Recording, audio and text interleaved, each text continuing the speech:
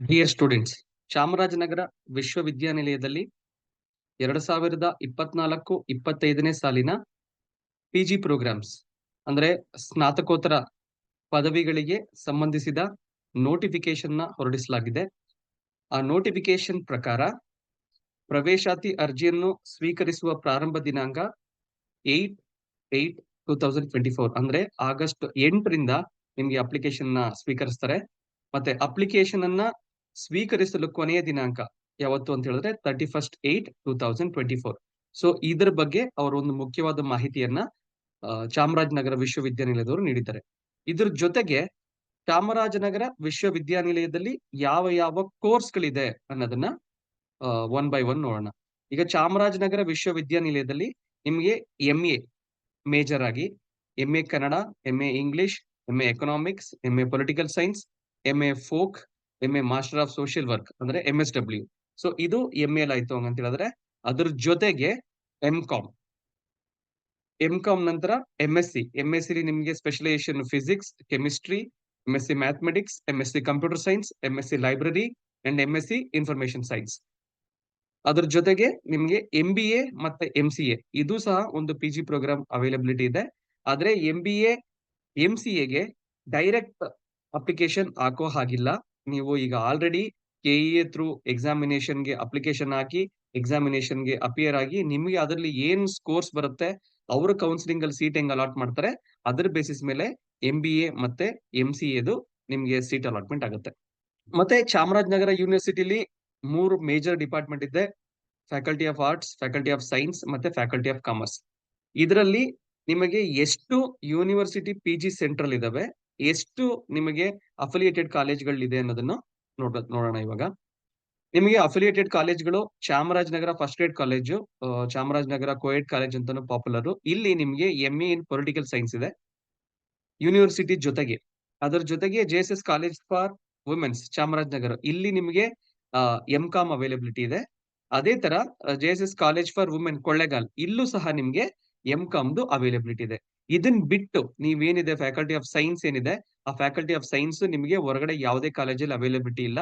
ಅದು ಏನಿದ್ರು ನಿಮ್ಗೆ ಯೂನಿವರ್ಸಿಟಿ PG ಸೆಂಟ್ರಲ್ ಮಾತ್ರ ಅವೈಲಬಿಲಿಟಿ ಇರೋದು. ಅದ್ರ ಜೊತೆಗೆ ನಿಮ್ಗೆ MBA MCA ಸಹ ಹೊರಗಡೆ ಎಲ್ಲೋ ಅವೈಲಬಿಲಿಟಿ ಇಲ್ಲ. ಅದನ್ನು ನೀವು ಚಾಮರಾಜನಗರ ಯೂನಿವರ್ಸಿಟಿ PG ಸೆಂಟ್ರಲ್ ಅನ್ನೇ ಮಾಡ್ಬೇಕು. ಇದ್ರ ಜೊತೆಗೆ ಅವರು ಅಭ್ಯರ್ಥಿಗಳಿಗೆ ಕೆಲವು ಸೂಚನೆಯನ್ನ ಕೊಟ್ಟಿದ್ದಾರೆ. ಏನು ಸೂಚನೆ ಹೆಂಗಂತ ಹೇಳಿದ್ರೆ, ನೀವು ಅಪ್ಲಿಕೇಶನ್ ಹಾಕ್ಬೇಕಾದ್ರೆ ಕಂಪಲ್ಸರಿಲಿ 500 ರೂಪಾಯಿಗೆ DD ಯನ್ನ ತಗೊಬೇಕು. DD ಯನ್ನ ಯಾರ ಹೆಸರಿಗೆ ತಗೊಬೇಕು ಅಂತ ಹೇಳಿದ್ರೆ, ಹಣಕಾಸು ಅಧಿಕಾರಿಗಳು ಚಾಮರಾಜನಗರ ವಿಶ್ವವಿದ್ಯಾನಿಲಯ ಚಾಮರಾಜನಗರ ಇವರ ಹೆಸರಲ್ಲಿ ನೀವು DD ನ ತಗೊಬೇಕು. DD ತಕೊಂಡ್ಮೇಲೆ DD ಜೊತೆಗೆ ಒಂದು ಅಪ್ಲಿಕೇಶನ್ ಫಾರ್ಮ್ ಇದೆ. ಆ ಅಪ್ಲಿಕೇಶನ್ ಫಾರ್ಮ್ ಜೊತೆಗೆ ಕೆಲವು ಡಾಕ್ಯುಮೆಂಟ್ಸ್ ನ ಸಬ್ಮಿಟ್ ಮಾಡ್ಬೇಕಾಗತ್ತೆ. ಆ ಡಾಕ್ಯುಮೆಂಟ್ಸ್ ನ ನೀವು ನಂಜನಗೂಡ್ ರೋಡ್ ಅಲ್ಲಿ ಇರುವ ಚಾಮರಾಜನಗರ PG ಸೆಂಟ್ರಲ್ ಹೋಗಿ ಅಪ್ಲಿಕೇಶನ್ ನ ಖುದ್ದಾಗಿ ಸಬ್ಮಿಟ್ ಮಾಡಬಹುದು. ಇಲ್ಲ ಹಂಗಂತ ಹೇಳಿದ್ರೆ ಅಪ್ಲಿಕೇಶನ್ ನೀವು ಕೊರಿಯರ್ ಮೂಲಕ ಅಥವಾ ರಿಜಿಸ್ಟರ್ ಪೋಸ್ಟ್ ಮೂಲಕನೂ ಸಹ ಕಳಿಸಬಹುದು. ಆದ್ರೆ ನೀವು ಕ್ಲಿಯರ್ ಆಗಿ ನೆನಪಿರಬೇಕಾಗಿರೋ ವಿಷಯ ಏನು ಅಂತ ಹೇಳಿದ್ರೆ, ಅಂತಿಮ ದಿನಾಂಕ 31/8/2024 ಇಷ್ಟರೊಳಗೆ ಅವ್ರಿಗೆ ಅಪ್ಲಿಕೇಶನ್ ತಲುಪಿರ್ಬೇಕು. ನೀವು ನನ್ನ ವೈಯಕ್ತಿಕವಾಗಿ ಕೇಳ್ತು ಅಂತ ಹೇಳಿದ್ರೆ ನಾನು ನೇರವಾಗಿ ಹೋಗಿ ಅಪ್ಲಿಕೇಶನ್ ನ ಕೊಟ್ಟು ಬಂದ್ಬಿಡಿ ಹಂಗಂತಾನೆ ಹೇಳ್ತೀನಿ. ಸೊ ಯಾವುದೇ ಪೋಸ್ಟಲ್ ಡಿಲೇ ಆಗದಿರತ್ತೆ. ಇದಾದ್ಮೇಲೆ ಅವರು ಅಪ್ಲಿಕೇಶನ್ ಕೊಟ್ಟಿದ್ದಾರೆ. ಈ ಅಪ್ಲಿಕೇಶನ್ ಅನ್ನ ಫಿಲ್ ಮಾಡೋದು ಹೇಗೆ, ಅಪ್ಲಿಕೇಶನ್ ಏನೇನ್ ಕಂಟೆಂಟ್ ಇದೆ ಅಂತ ಈಗ ಒನ್ ಬೈ ಒನ್ ನೋಡೋಣ. ಸೊ ಇಲ್ಲಿ ನಿಮಗೆ ಅಪ್ಲಿಕೇಶನ್ ನ ಹಾಕ್ಬೇಕಾದ್ರೆ ಸ್ಕೀಮ್ A ಮತ್ತೆ ಸ್ಕೀಮ್ B ಎರಡೂ ಸ್ಕೀಮ್ ಅಲ್ಲೂ ಅಪ್ಲೈ ಮಾಡೋದಕ್ಕೆ ನಿಮ್ಗೆ ಅವಕಾಶ ಇದೆ. ಸ್ಕೀಮ್ ಎಲಿ 100% ಗವರ್ನಮೆಂಟ್ ಫೀಸ್ ಏನಿದೆ ಆ ಗವರ್ನಮೆಂಟ್ ಫೀಸ್ ಪ್ರಕಾರ ನಿಮ್ಗೆ ಸ್ಕೀಮ್ A ವರ್ಕ್ ಆಗುತ್ತೆ. ಸ್ಕೀಮ್ B ಅಲ್ಲಿ ನಿಮ್ಗೆ ಏನ್ ವರ್ಕ್ ಆಗುತ್ತೆ ಅಂತ ಹೇಳಿದ್ರೆ ಮ್ಯಾನೇಜ್ಮೆಂಟ್ ಸೀಟ್ ಅಂತ ಹೇಳ್ತೀವಲ್ಲ ಅದು ವರ್ಕ್ ಆಗುತ್ತೆ. ಸೊ ಸ್ಕೀಮ್ A ಗಿಂತ ಸ್ಕೀಮ್ B ಫೀಸ್ ಜಾಸ್ತಿ ಇರುತ್ತೆ. So selection process roster system ಹೇಗಿದೆ ಆ ರೋಸ್ಟರ್ ಸಿಸ್ಟಮ್ ನ ಫಾಲೋ ಮಾಡ್ತಾರೆ. ಅದ್ರ ಜೊತೆಗೆ ನಿಮ್ಮ ಡಿಗ್ರಿ ಮಾರ್ಕ್ಸ್ ಏನಿದೆ ಆ ಡಿಗ್ರಿ ಮಾರ್ಕ್ಸ್ ಆಧಾರದ ಮೇಲೆ ರೋಸ್ಟರ್ ರಿಸರ್ವೇಶನ್ ಆಧಾರದ ಮೇಲೆ ಸೆಲೆಕ್ಷನ್ಸ್ ಇರುತ್ತೆ. ಸೊ ಯಾರು ಸ್ಕೀಮ್ ಎಲಿ ಸೆಲೆಕ್ಟ್ ಆಗಿರಲ್ಲ ಅವರು ಸ್ಕೀಮ್ B ಅಲ್ಲಿ ಸೆಲೆಕ್ಟ್ ಆಗುವಂತ ಒಂದು ಅವಕಾಶ ಇರುತ್ತೆ. ಸೊ ಹಾಗಾಗಿ ನೀವೇನ್ ಅಪ್ಲಿಕೇಶನ್ ಹಾಕ್ತೀರಾ ಆ ಎಲ್ಲಾ ಅಪ್ಲಿಕೇಶನ್ ಸ್ಕೀಮ್ A ಮತ್ತೆ ಸ್ಕೀಮ್ B ಎರಡಕ್ಕೂ ಸಹ ಕನ್ಸಿಡರ್ ಮಾಡ್ತಾರೆ. ಸೊ ಇಲ್ಲಿ ಈ ಅಪ್ಲಿಕೇಶನ್ ಹಾಕ್ಬೇರೆ ಕಂಪಲ್ಸರಿ ಒಂದು recent photo, stamp size photo ಅಥವಾ ಪಾಸ್ಪೋರ್ಟ್ ಸೈಜ್ ಫೋಟೋ ನಿಮ್ಗೆ ಏನು ಅದು ಕರೆಕ್ಟ್ ಆಗಿ ಫಿಟ್ ಆಗುತ್ತೆ ಅದನ್ನ ಫೋಟೋನ ನೀವು ಅಂಟಿಸ್ಕೋಬೇಕಾಗುತ್ತೆ. ಮತ್ತೆ ನಿಮ್ಮ ಹೆಸರನ್ನ ಕ್ಯಾಪಿಟಲ್ ಲೆಟರ್ ಅಲ್ಲಿ ಬರೀಬೇಕು. ಬ್ಲಾಕ್ ಲೆಟರ್ ಅಲ್ಲಿ ನಿಮ್ಮ ಫಾದರ್ ನೇಮು, ಅದರ ಡೀಟೇಲ್ಸ್ ನ ಬರೀರಿ. 3ನೇ ಕಾಲಮ್ ಅಲ್ಲಿ ನಿಮ್ಮ ವಿಲೇಜ್, ಯಾವ ಊರು, ಯಾವ ತಾಲೂಕು, ಯಾವ ಜಿಲ್ಲೆ ಮತ್ತೆ ಯಾವ ರಾಜ್ಯ ಅನ್ನುವಂತ ಮಾಹಿತಿಯನ್ನ ಕೊಡ್ಬೇಕು. ಮತ್ತೆ ನಿಮ್ಮ ಡೇಟ್ ಆಫ್ ಬರ್ತ್ ಬರಿಬೇಕಾದ್ರೆ ಕ್ಲಿಯರ್ ಆಗಿ ನೀವು SSLC ಮಾರ್ಕ್ಸ್ ಕಾರ್ಡ್ ಅಲ್ಲಿ ಯಾವ ತರ ಇದೆ ಡೇಟ್ ಆಫ್ ಬರ್ತ್, ಆ ತರ ಡೇಟ್, ಮಂತ್, ಇಯರ್ ನ ನೀವು ಕ್ಯಾಪ್ಚರ್ ಮಾಡ್ಬೇಕಾಗತ್ತೆ. ಅದರ ಜೊತೆಗೆ personal particulars, say for example nationality, ನೀವು ಫಾರಿನ್ ಸ್ಟೂಡೆಂಟಾ ಅಥವಾ ಇಂಡಿಯನ್ ಸ್ಟೂಡೆಂಟಾ, ನಿಮ್ಮ ಜೆಂಡರು, ನೀವು ಯಾವ ಕ್ಯಾಸ್ಟ್‌ಗೆ ಸೇರಿದವರು, ಮತ್ತೆ ನಿಮ್ಮ ಮದರ್ ಟಂಗ್ ಏನು, ಕನ್ನಡನ, ತಮಿಳ, ಇಂಗ್ಲಿಷ, ಉರ್ದುನ, ನಿಮ್ದು ಯಾವ್ದು ನಿಮ್ ಮದರ್ ಟಂಗ್ ಇದೆ ಅದನ್ನ ನೀವು ಬರೀಬೇಕಾಗುತ್ತೆ. ಮತ್ತೆ ಕೋರ್ಸ್‌ಗೆ ಪ್ರವೇಶ ಯಾವುದಕ್ಕೆ ಸೇರ್ಕೋಬೇಕು ಅಂತಿದ್ದೀರಾ, ಸೇ ಫಾರ್ ಎಕ್ಸಾಂಪಲ್ MA ಗೆ ಸೇರ್ಕೋಬೇಕು ಅಂತಿದ್ರೆ ನೀವು MA ಅಂತ ಬರೀರಿ. ಅದರಲ್ಲೂ ಸ್ಪೆಸಿಫಿಕ್ ಡೀಟೇಲ್ಸ್ ಏನಾದ್ರು ಇತ್ತು ಅಂತ ಹೇಳಿದ್ರೆ ಆ ಸ್ಪೆಸಿಫಿಕ್ ಸೇ MA political science, MA Kannada, ಈ ತರ ಇತ್ತು ಅಂತ ಹೇಳಿದ್ರೆ ನೀವು MA Kannada, MA political science ಅಂತ ನೀವು ಕ್ಲಿಯರ್ ಆಗಿ ಮೆನ್ಷನ್ ಮಾಡ್ಬೇಕು. ಒಂದು ಕೋರ್ಸ್ ಗಿಂತನೂ ಹೆಚ್ಚು ಅಪ್ಲಿಕೇಶನ್ ಹಾಕೋರು ನೀವು ಸಪರೇಟ್ ಆಗಿ DD ತಗೋಬೇಕು, ಸಪರೇಟ್ ಅಪ್ಲಿಕೇಶನ್ಸ್ ಹಾಕ್ಬೇಕು, ಸಪರೇಟ್ ನೀವು ಡಾಕ್ಯುಮೆಂಟ್ಸ್ ಕೊಡ್ಬೇಕಾಗತ್ತೆ. ಸೊ ಒಂದಕ್ಕಿಂತ ಹೆಚ್ಚು ಕೋರ್ಸ್ ನ ನೀವು ಅಪ್ಲೈ ಮಾಡ್ಬೇಕು ಅಂತ ಹೇಳಿದ್ರೆ ಅದಕ್ಕೆ ಸಪರೇಟ್ ಅಪ್ಲಿಕೇಶನ್ ಹಾಕ್ಬೇಕಾಗತ್ತೆ. ತುಂಬಾ ಇಂಪಾರ್ಟೆಂಟ್. ಮತ್ತೆ ನೀವು ಎಲ್ಲಿ ಅಡ್ಮಿಷನ್ ನ ಕೇಳ್ತಾ ಇದ್ದೀರಾ, ಯೂನಿವರ್ಸಿಟಿ ಕ್ಯಾಂಪಸ್, ಅಫಿಲಿಯೇಟೆಡ್ ಕಾಲೇಜ್. ಈಗ ಅಫಿಲಿಯೇಟೆಡ್ ಕಾಲೇಜ್ ನ ಆಲ್ರೆಡಿ ಹೇಳಿದೀನಿ, 2 ಮೇಜರ್ ಕಾಲೇಜ್ ಇದೆ, ಒಂದು ಚಾಮರಾಜನಗರ ಕಾಲೇಜು, ಇನ್ನೊಂದು JSS. ಇವೆರಡೇ ಅಫಿಲಿಯೇಟೆಡ್ ಕಾಲೇಜ್ ಇರೋದು ಚಾಮರಾಜನಗರ ಯೂನಿವರ್ಸಿಟಿಗೆ. ಅದ್ರ ಜೊತೆಗೆ ನೀವು DD ಗೆ ಸಂಬಂಧಪಟ್ಟ ಮಾಹಿತಿಯನ್ನ ಕೊಡ್ಬೇಕಾಗತ್ತೆ. DD ಸಂಖ್ಯೆ ಏನು, ಮತ್ತೆ ಯಾವ ದಿನಾಂಕದಲ್ಲಿ ನೀವು DD ತಗೊಂಡಿದ್ದೀರಾ, ಮತ್ತೆ DD ಯ ಮೊತ್ತ, ಎಷ್ಟು ಅಮೌಂಟ್ ಅನ್ನ ನೀವು DD ಗೆ ಪೇ ಮಾಡಿದ್ದೀರಾ. ಸೊ ನೀವು ಅಪ್ಲಿಕೇಶನ್ ಜೊತೆಗೆ ಡಾಕ್ಯುಮೆಂಟ್ಸ್ ಮತ್ತೆ DD ಇವು ಇಷ್ಟನ್ನು ಸಹ ಕಂಪಲ್ಸರಿ ನೀವು ಆಡ್ ಮಾಡಿ ಕೊಡ್ಬೇಕು, ಅದನ್ನ ಪಿನ್ ಮಾಡಿ ಕೊಡ್ಬೇಕಾಗತ್ತೆ. ಇಲ್ಲ ಅಂತ ಹೇಳಿದ್ರೆ ನಿಮ್ಮ ಅಪ್ಲಿಕೇಶನ್ ರಿಜೆಕ್ಟ್ ಆಗುತ್ತೆ. ಅದ್ರ ಜೊತೆಗೆ ನೀವು ನೆಕ್ಸ್ಟ್ ನೀವು ಯಾವುದಕ್ಕೆ ಸ್ಪೆಸಿಫಿಕ್ ರಿಸರ್ವೇಶನ್ ಕ್ಲೈಮ್ ಮಾಡ್ತಾ ಇದ್ದೀರಾ ಅದನ್ನ ನೀವು ಇಲ್ಲಿ ಟಿಕ್ ಮಾಡ್ಬೇಕಾಗತ್ತೆ. ನೀವು SC ನ, ST ನ ಕ್ಯಾಟಗರಿ 1 ಅಲ್ಲಿ ಕ್ಲೈಮ್ ಮಾಡ್ತಾ ಇದ್ದೀರಾ, ಕ್ಯಾಟಗರಿ 2 ಅಲ್ಲಿ ಕ್ಲೈಮ್ ಮಾಡ್ತಾ ಇದ್ದೀರಾ, ಕ್ಯಾಟಗರಿ 3 ಅಲ್ಲಿ ಕ್ಲೈಮ್ ಮಾಡ್ತಾ ಇದ್ದೀರಾ, ಅಥವಾ ಬೇರೆ ಯೂನಿವರ್ಸಿಟಿ ಕ್ಯಾಟಗರಿನ ಕ್ಲೈಮ್ ಮಾಡ್ತೀವಿ. ಸೇ ಫಾರ್ ಎಕ್ಸಾಂಪಲ್ ಮೈಸೂರು ಯೂನಿವರ್ಸಿಟಿಯಿಂದ ಚಾಮರಾಜನಗರ ಯೂನಿವರ್ಸಿಟಿಗೆ ಅಪ್ಲೈ ಮಾಡ್ತಾ ಇದ್ರೆ, ಅಥವಾ ಮಂಡ್ಯ ಯೂನಿವರ್ಸಿಟಿಯಿಂದ ಚಾಮರಾಜನಗರ ಯೂನಿವರ್ಸಿಟಿಗೆ ಅಪ್ಲೈ ಮಾಡ್ತಾ ಇದ್ರೆ, ಬೇರೆ ಯೂನಿವರ್ಸಿಟಿ ಕೋಟಾ ಏನಾದ್ರು ಕ್ಲೈಮ್ ಮಾಡ್ತಿದ್ರೆ ಅದನ್ನ ನೀವು ಇಲ್ಲಿ ಮೆನ್ಷನ್ ಮಾಡ್ಬೇಕಾಗತ್ತೆ.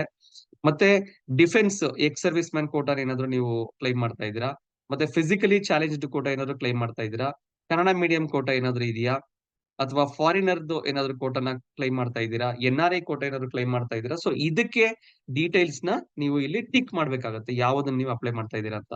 ಸೊ ನೀವು ಯಾವುದೇ ಒಂದು ಪರಿಶಿಷ್ಟವಾದಂತಹ ಒಂದು ಒಂದು ನಿರ್ದಿಷ್ಟವಾದಂತಹ ಒಂದು ರಿಸರ್ವೇಶನ್ ನ ಕ್ಲೈಮ್ ಮಾಡ್ತಾ ಇದ್ರೆ ಆ ರಿಸರ್ವೇಶನ್ ನ ನೀವು ಸಂಬಂಧಪಟ್ಟಂತ ಏನು ಸರ್ಟಿಫಿಕೇಟ್ ಇದೆ, ಸರ್ಕಾರದಿಂದ ಮಾನ್ಯತೆ ಪಡೆದಿರುವಂತಹ ಸರ್ಟಿಫಿಕೇಟ್ ನ ಕಂಪಲ್ಸರಿ ನೀವು ಇದಕ್ಕೆ ಆಡ್ ಮಾಡ್ಬೇಕಾಗತ್ತೆ. ಆ ಸರ್ಟಿಫಿಕೇಟ್ ಇಲ್ಲ ಅಂತ ಹೇಳಿದ್ರೆ ನೀವು ಕ್ಲೈಮ್ ಮಾಡಿರೋ ರಿಸರ್ವೇಶನ್ ಅನ್ನ ಯೂನಿವರ್ಸಿಟಿ ಅವರು ಕನ್ಸಿಡರ್ ಮಾಡಲ್ಲ, ಅವಾಗ ಅದನ್ನ ಜನರಲ್ ಮೆರಿಟ್ ಅಂತ ಕನ್ಸಿಡರ್ ಮಾಡ್ಬೇಕಾಗುತ್ತೆ. ಸೊ ಹಾಗಾಗಿ ಮರಿದೇನೆ ನೀವ್ ಏನ್ ಕ್ಲೈಮ್ ಮಾಡ್ತೀರಾ ನೀವು ಅದಕ್ಕೆ ಸಂಬಂಧಪಟ್ಟ ಒಂದು ಡಾಕ್ಯುಮೆಂಟ್ ನ ಇಲ್ಲಿ ಹಾಕ್ಬೇಕಾಗತ್ತೆ. ಸೊ ಅದ್ರ ಜೊತೆಗೆ ನೆಕ್ಸ್ಟ್ ಏನ್ ಕೇಳ್ತಾ ಇದ್ದಾರೆ ಅಂತ ಹೇಳಿದ್ರೆ ತೇರ್ಗಡೆಯಾದ ಪದವಿ ಅರ್ಹತಾ ಪರೀಕ್ಷೆ. ಸೇ ಫಾರ್ ಎಕ್ಸಾಂಪಲ್ ನೀವು BCom ಮಾಡಿದ್ರೆ ನೀವು MCom ಗೆ ಅಪ್ಲಿಕೇಶನ್ ಹಾಕ್ಬೇಕಾದ್ರೆ ನೀವು ತೇರ್ಗಡೆಯಾದದ್ದು ಅರ್ಹತಾ ಪರೀಕ್ಷೆ ಯಾವುದು ಅಂತ ಹೇಳಿದ್ರೆ BCom. Okay, BCom 6th semester ನೀವು ಪಾಸ್ ಆಗಿರ್ತೀರಾ. ಸೊ ಅಲ್ಲಿ percentage of marks secured in qualifying exam, ನಿಮ್ಮ ಅಗ್ರಿಗೇಟ್ ಪರ್ಸೆಂಟೇಜ್ ಏನಿದೆ ಸೊ ಅದನ್ನ ನೀವು ಇಲ್ಲಿ ಮೆನ್ಷನ್ ಮಾಡ್ಬೇಕಾಗುತ್ತೆ. ಅದ್ರ ಜೊತೆಗೆ ನೆಕ್ಸ್ಟ್ ನಿಮ್ಮ ಮಾರ್ಕ್ಸ್ ಕಾರ್ಡ್ ಡೀಟೇಲ್ಸ್ ನ ಬರೀಬೇಕಾಗುತ್ತೆ. ಸೊ ಫಸ್ಟ್ ಇಯರ್ ಅಲ್ಲಿ ಫಸ್ಟ್ ಸೆಮ್, ಸೆಕೆಂಡ್ ಸೆಮ್ ಏನ್ ಬರ್ದಿದ್ದೀರಾ, ಓಕೆ, ಮ್ಯಾಕ್ಸಿಮಮ್ ಮಾರ್ಕ್ಸ್ ಎಷ್ಟು, ಮಾರ್ಕ್ಸ್ ಆಫ್ ಡೈಟ್ ಎಷ್ಟು. ಸೇ ಫಾರ್ ಎಕ್ಸಾಂಪಲ್ 100 ಮಾರ್ಕ್ಸ್ ಪೇಪರ್ ಇತ್ತು ಅಂತ ಹೇಳಿದ್ರೆ ನಾನು 90 ಮಾರ್ಕ್ಸ್ ತಗೊಂಡೆ, ಆತರ. ಸೊ ನೀವು ಯಾವ ಯಾವ ಸಬ್ಜೆಕ್ಟ್ ಓದಿದ್ದೀರಾ, optional 1, optional 2, optional 3, language 1, language 2, so ಈ ತರ ಇರುತ್ತೆ. ಸೊ ಅವುಗಳನ್ನ ನೀವು ಇಲ್ಲಿ ಮೆನ್ಷನ್ ಮಾಡ್ಬೇಕಾಗುತ್ತೆ ಪ್ರತಿ ವರ್ಷಕ್ಕೂ. ನಿಮ್ಗೆ ಇಯರ್ 1, ಇಯರ್ 2, ಇಯರ್ 3, ಸೊ 3 ವರ್ಷಕ್ಕೆ 6 ಸೆಮಿಸ್ಟರ್ಗೆ ಸಂಪೂರ್ಣವಾಗಿ ನೀವು ಯಾವ ಯಾವ ಸಬ್ಜೆಕ್ಟ್ ಗಳು ಓದಿದಿರಾ ಅದರ ಮಾರ್ಕ್ಸ್ ಅನ್ನ ನೀವು ಇಲ್ಲಿ ಹಾಕ್ಬೇಕಾಗುತ್ತೆ. ಅದಾದ್ಮೇಲೆ ನೆಕ್ಸ್ಟ್ ಹಿಂದೆ ವ್ಯಾಸಂಗ ಮಾಡಿದ ಸಂಸ್ಥೆ ಮತ್ತು ವಿಶ್ವವಿದ್ಯಾನಿಲಯದ ವಿವರ. ಸೊ ಇಲ್ಲಿ ನೀವು ಯಾವ ಇನ್ಸ್ಟಿಟ್ಯೂಷನ್ ಅಲ್ಲಿ ಓದಿದ್ದೀರಾ, ಸೇ ಫಾರ್ ಎಕ್ಸಾಂಪಲ್ ನೀವು JSS ಅಲ್ಲಿ ಓದಿತ್ತು ಅಂತ ಹೇಳಿದ್ರೆ JSS ಕಾಲೇಜ್ ಅಂತ ಬರೀತೀರಾ. ಯಾವ ಯೂನಿವರ್ಸಿಟಿ, ನೀವು ಮೈಸೂರು ಯೂನಿವರ್ಸಿಟಿ ಓದಿದ್ರೆ ಮೈಸೂರು ಯೂನಿವರ್ಸಿಟಿ, ಚಾಮರಾಜನಗರ ಯೂನಿವರ್ಸಿಟಿ ಓದಿದ್ರೆ ಚಾಮರಾಜನಗರ ಯೂನಿವರ್ಸಿಟಿ, ಸೊ ಅದರ ಡೀಟೇಲ್ಸ್ ನ ಬರೀತೀರಾ. ಓಕೆನಾ. ಸೊ ತುಂಬಾ ಇಂಪಾರ್ಟೆಂಟ್ ಡೇಟ್ ಆಫ್ ಅಡ್ಮಿಷನ್, ನೀವು ಕಾಲೇಜ್ಗೆ ಯಾವ ವರ್ಷದಲ್ಲಿ ಸೇರಿದ್ದೀರಾ ಮತ್ತೆ ನಿಮ್ಮ ಡಿಗ್ರಿಯನ್ನ ಯಾವ ವರ್ಷದಲ್ಲಿ ಮುಗಿಸಿದೀರಾ. ಸೊ ಇದರ ಮಾಹಿತಿ ನೀವು ನಿಮ್ಮ ಕಾಲೇಜಿನಲ್ಲಿ ನಿಮ್ಮ ಸೂಪರ್ಡೆಂಟು ಅಥವಾ ಕ್ಲರಿಕಲ್ ಸ್ಟಾಫ್ ನ ಕೇಳ್ತು ಅಂತ ಹೇಳಿದ್ರೆ ಅವರು ನಿಮ್ಮ ಅಡ್ಮಿಷನ್ ರೆಕಾರ್ಡ್ಸ್ ಅಲ್ಲಿ ಆ ಡೀಟೇಲ್ಸ್ ನ ಬರ್ದಿರ್ತಾರೆ. ಅವರು ಆ ಡೀಟೇಲ್ಸ್ ನ ನಿಮಗೆ ಕೊಡ್ತಾರೆ. ಸೊ ಇದಕ್ಕೇನು ನೀವು ಹೆಚ್ಚು ತಲೆ ಕೆಡಿಸ್ಕೊಳ್ಳೋ ಅವಶ್ಯಕತೆ ಇಲ್ಲ. ಅದ್ರ ಜೊತೆಗೆ ನೀವು ತಂದೆ ತಾಯಿ ಪೋಷಕರ ಉದ್ಯೋಗ, ಅವರ ವಾರ್ಷಿಕ ವರಮಾನ, ಅವುಗಳ ರಿಲೇಟೆಡ್ ಇನ್ಫಾರ್ಮೇಶನ್ ನ ಕೊಡ್ಬೇಕಾಗತ್ತೆ. ತಂದೆ ಹೆಸರು, ಅವರ ಉದ್ಯೋಗ, ಅವರ ಆನ್ಯುವಲ್ ಇನ್ಕಮ್, ಆ ಡೀಟೇಲ್ಸ್ ನ ಬರೀರಿ. ಅದರ ಜೊತೆಗೆ ಕಾಯಂ ವಿಳಾಸ, ನಿಮ್ಮ ಪರ್ಮನೆಂಟ್ ಅಡ್ರೆಸ್ ಏನು, ಮತ್ತೆ ನಿಮ್ಮ ಪೋಸ್ಟಲ್ ಅಡ್ರೆಸ್. ಪರ್ಮನೆಂಟ್ ಅಡ್ರೆಸ್ ಹಂಗಂತ ಹೇಳಿದ್ರೆ ನಿಮ್ಮ ಆಧಾರ್ ಕಾರ್ಡ್ ಅಲ್ಲಿ ಏನ್ ಅಡ್ರೆಸ್ ಇರುತ್ತೆ ಸಾಮಾನ್ಯವಾಗಿ ಅದು ನಿಮ್ ಪರ್ಮನೆಂಟ್ ಆಗಿರುತ್ತೆ. ಪೋಸ್ಟಲ್ ಅಡ್ರೆಸ್ ಹಂಗಂತ ಹೇಳಿದ್ರೆ ತಾತ್ಕಾಲಿಕವಾಗಿ ನೀವು ಯಾವುದೋ ಒಂದು ಹಾಸ್ಟೆಲ್ ಅಲ್ಲೋ ಅಥವಾ ನಿಮ್ಮ ರಿಲೇಟಿವ್ಸ್ ಮನೇಲಿ ಏನಾದ್ರು ಉಳ್ಕೊಂಡಿತ್ತು ಅಂತ ಹೇಳಿದ್ರೆ ಅದ್ರ ಅಡ್ರೆಸ್ ಕೊಡಿ. ಯಾಕೆ ಅಂತ ಹೇಳಿದ್ರೆ ನಿಮ್ಗೆ ಕೊರಿಯರ್ ಅಥವಾ ಪೋಸ್ಟರ್ ಯೂನಿವರ್ಸಿಟಿ ಅವರು ಏನಾದ್ರು ಕಮ್ಯುನಿಕೇಟ್ ಮಾಡ್ಬೇಕು ಅಂತಿದ್ರೆ ನಿಮ್ಮ ಪೋಸ್ಟಲ್ ಅಡ್ರೆಸ್ಗೆ ಸಾಮಾನ್ಯವಾಗಿ ಯಾವಾಗ್ಲೂ ಕಮ್ಯುನಿಕೇಟ್ ಮಾಡ್ತಾರೆ. ಅದ್ರ ಜೊತೆಗೆ ನೀವೇನಾದ್ರೂ ಈಗ ಆಲ್ರೆಡಿ ಯಾವ್ದಾದ್ರು ಪಿ-ಜಿ ಕೋರ್ಸ್ ನ ಬೇರೆ ಯೂನಿವರ್ಸಿಟಿಲಿ ಅಥವಾ ಬೇರೆ ಕಾಲೇಜಲ್ಲಿ ಎಲ್ಲಾದ್ರೂ ಮಾಡಿದ್ರೆ ಅದರ ಡೀಟೇಲ್ಸ್ ನ ನೀವು ಸೀರಿಯಲ್ ನಂಬರ್ 13 ಅಲ್ಲಿ ಮೆನ್ಷನ್ ಮಾಡ್ಬೇಕಾಗತ್ತೆ. ಇದರ ಜೊತೆಗೆ ಇತರೆ ವಿಷಯಗಳಿಗೆ ನೀವು ಪ್ರವೇಶ ಅರ್ಜಿ ಸಲ್ಲಿಸಿದ್ದಲ್ಲಿ ಅವುಗಳು ಯಾವ್ಯಾವುದು, ಇತರೆ ವಿಷಯಗಳಿಗೆ ಹೆಂಗಂತ ಹೇಳಿದ್ರೆ ಫಾರ್ ಎಕ್ಸಾಂಪಲ್ ನೀವು ಎಂಎ ಪೊಲಿಟಿಕಲ್ ಸೈನ್ಸ್ ಹಾಕಿದ್ರೆ ಅದ್ರ ಡೀಟೇಲ್ಸ್ ಬರೀರಿ, ಎಂಎ ಎಕನಾಮಿಕ್ಸ್ ಹಾಕಿದ್ರೆ ಅದ್ರ ಡೀಟೇಲ್ಸ್ ಬರೀರಿ, ಎಂ.ಕಾಮ್ ಏನಾದ್ರು ಹಾಕಿದ್ರೆ ಅದ್ರ ಡೀಟೇಲ್ಸ್ ಬರೀರಿ, ಅಥವಾ MBA ಹಾಕಿದ್ರೆ ಅದ್ರ ಡೀಟೇಲ್ಸ್ ಬರೀರಿ. ನೀವು ಬೇರೆ ಯಾವ್ದಾರುವೆ ಬೇರೆ ಡಿಪಾರ್ಟ್ಮೆಂಟ್ ಗೆ ಅದೇ ಯೂನಿವರ್ಸಿಟಿಲಿ ಅಪ್ಲಿಕೇಶನ್ ಹಾಕಿದ್ರೆ ಆತರ ಯಾವ್ದಾರ ಡಿಪಾರ್ಟ್ಮೆಂಟ್ ಆಗಿದ್ರೆ ಅದರ ಒಂದು ಮಾಹಿತಿಯನ್ನ ನೀವು ಇಲ್ಲಿ ಕೊಡ್ಬೇಕಾಗತ್ತೆ. ಓಕೆ. ಸೊ ಇದ್ರ ಜೊತೆಗೆ ನಿಮ್ ಡಿಕ್ಲರೇಷನ್ ಇರುತ್ತೆ. ನೀವ್ ಏನೇನ್ ಮಾಹಿತಿ ಕೊಟ್ಟಿರ್ತೀರಾ ಅದನ್ನ ನೀವು ಎಲ್ಲಾನು ಟ್ರೂ ಹಂಗಂತ ಹೇಳಿ ನೀವು ಅಪ್ಲಿಕೆಂಟ್ಸ್ ಸೈನ್ ಮಾಡ್ಬೇಕು. ಸೊ ಅಪ್ಲಿಕೆಂಟ್ ಸಿಗ್ನೇಚರ್ ಇಲ್ಲ ಅಂದ್ರೂ ಸಹ ನಿಮ್ಮ ಅಪ್ಲಿಕೇಶನ್ ನ ರಿಜೆಕ್ಟ್ ಮಾಡ್ತಾರೆ. ಸೊ ಅದಕ್ಕೆ ಈ ಸೂಚನೆ ಏನಿದೆ ಅಭ್ಯರ್ಥಿಗಳಿಗೆ ಅದನ್ನ ಸಂಪೂರ್ಣವಾಗಿ ಓದ್ಕೋಬೇಕು. ಓಕೆ. ಮೊದಲನೇದು ಏನ್ ಹೇಳ್ತಾರೆ ಹಂಗಂತ ಹೇಳಿದ್ರೆ ನಿಮ್ಗೆ ಯಾವುದೇ ಡೌಟ್ ಇತ್ತು ಅಂತ ಹೇಳಿದ್ರೆ ಅಪ್ಲಿಕೇಶನ್ಗೆ ಸಂಬಂಧಪಟ್ಟಂಗೆ ನೀವು ಚಾಮರಾಜನಗರ ಯೂನಿವರ್ಸಿಟಿ www.cuc.karnataka.gov.in ಈ ವೆಬ್ಸೈಟ್ಗೆ ಹೋಗಿ ನೀವು ಅಪ್ಲಿಕೇಶನ್ ರಿಲೇಟೆಡ್ ಈ ಪ್ರಾಸ್ಪೆಕ್ಟ್ ನ ಡೌನ್ಲೋಡ್ ಮಾಡ್ಕೊಂಡು ನೀವು ನೋಡ್ಕೋಬಹುದು. ಅದ್ರ ಜೊತೆಗೆ ನೀವು ಅಪ್ಲಿಕೇಶನ್ ನ ಎಲ್ಲಿ ಸಬ್ಮಿಟ್ ಮಾಡ್ಬೇಕು ಅಂತ ಹೇಳ್ತಾರೆ. PG admission coordinator, Chamarajanagar university, Suvarna Gangotri campus, Nanjangud road, Chamarajanagar. ಈ ಒಂದು ಅಡ್ರೆಸ್ಗೆ ಹೋಗಿ ನೀವು ಅಪ್ಲಿಕೇಶನ್ ಸಬ್ಮಿಟ್ ಮಾಡ್ಬೇಕಾಗತ್ತೆ. ನಿಮಗೆ ಬೆಳಿಗ್ಗೆ 9:30 ಡೈರೆಕ್ಟ್ ಬಸ್ ಫೆಸಿಲಿಟಿ ಇದೆ. ನೀವು ಆ ಬಸ್ ಫೆಸಿಲಿಟಿ ಅನ್ನು ಯೂಸ್ ಮಾಡ್ಕೊಂಡು ಡೈರೆಕ್ಟ್ ಆಗಿ ಹೋಗಿ ನೀವು PG ಸೆಂಟರ್ ಅಲ್ಲಿ ಅಪ್ಲಿಕೇಶನ್ ಸಬ್ಮಿಟ್ ಮಾಡ್ಬರ್ಬೋದು. ಇದರ ಜೊತೆಗೆ ನೀವು ಏನೇನು ಡಾಕ್ಯುಮೆಂಟ್ಸ್ ಕ್ಲೈಮ್ ಮಾಡ್ತಾ ಇದ್ದೀರಾ, ನಿಮ್ಮ ಮಾರ್ಕ್ಸ್ ಕಾರ್ಡ್ಗಳು, ಇವು ಎಲ್ಲಾ ಡೀಟೇಲ್ಸ್ ಗಳನ್ನು ನೀವು ಸೆಲ್ಫ್ ಅಟೆಸ್ಟ್ ಮಾಡಿರುವಂತ ಒಂದು ಜೆರಾಕ್ಸ್ ಕಾಪಿನ ಹಾಕ್ಬೇಕಾಗುತ್ತೆ. ನಿಮ್ಮ ಮಾರ್ಕ್ಸ್ ಕಾರ್ಡು, ನಿಮ್ಮ ಕ್ಯಾಸ್ಟ್ ಸರ್ಟಿಫಿಕೇಟ್ ಇವುಗಳನ್ನ ನೀವು ಸೆಲ್ಫ್ ಅಟೆಸ್ಟ್ ಮಾಡಿ ಹಾಕ್ಬೇಕಾಗುತ್ತೆ. ಇದ್ರ ಜೊತೆಗೆ ಅಪ್ಲಿಕೇಶನ್ ಕಾಪಿ ಮತ್ತೆ ಡಿ ಒರಿಜಿನಲ್ಲೇ ಹಾಕ್ಬೇಕು, ಜೆರಾಕ್ಸ್ ಕಾಪಿ ಹಾಕಂಗಿಲ್ಲ. ಸೊ ನೀವು ಸೇಫ್ಟಿಗೋಸ್ಕರ ಏನ್ ಮಾಡಿ ಹಂಗಂತ ಹೇಳಿದ್ರೆ ನೀವೇನ್ ಅಪ್ಲಿಕೇಶನ್ ಸಬ್ಮಿಟ್ ಮಾಡ್ತಾ ಇದ್ದೀರಾ ಅದರದ್ದು ಒಂದು ಕಾಪಿಯನ್ನ ನೀವು ಎಕ್ಸ್ಟ್ರಾ ತೆಗೆದಿಟ್ಕೊಂಡಿರಿ. ಸೊ ದಟ್ ನೀವು ಏನೇನು ಡಾಕ್ಯುಮೆಂಟ್ಸ್ ಕೊಟ್ಟಿದ್ರಿ ಅನ್ನೋದ್ರ ಬಗ್ಗೆ ನಿಮ್ಗೊಂದು ಕ್ಲಾರಿಟಿ ಇರುತ್ತೆ. ಅದರ ಜೊತೆಗೆ ನೀವು ಯಾವುದೇ ಕಾರಣಕ್ಕೂ ರಾಂಗ್ ಅಥವಾ ಇನ್ಕಂಪ್ಲೀಟ್ ಡೀಟೇಲ್ಸ್ ಗಳನ್ನ ಸಬ್ಮಿಟ್ ಮಾಡೋ ಹಾಗಿಲ್ಲ. ಸೊ ರಾಂಗ್ ಅಥವಾ ಇನ್ಕಂಪ್ಲೀಟ್ ಡೀಟೇಲ್ಸ್ ಗಳನ್ನ ಸಬ್ಮಿಟ್ ಮಾಡ್ತು ಅಂತ ಹೇಳಿದ್ರೆ ಅವರು ಅಪ್ಲಿಕೇಶನ್ ರಿಜೆಕ್ಟ್ ಮಾಡ್ತಾರೆ. ಈಗ ಆಲ್ರೆಡಿ ಹೇಳಿರಂಗೆ ಪ್ರತಿ ಅಪ್ಲಿಕೇಶನ್ ಜೊತೆಗೆ ₹500 ಡಿಡಿಯನ್ನ ನೀವು ತಗೊಬೇಕಾಗತ್ತೆ.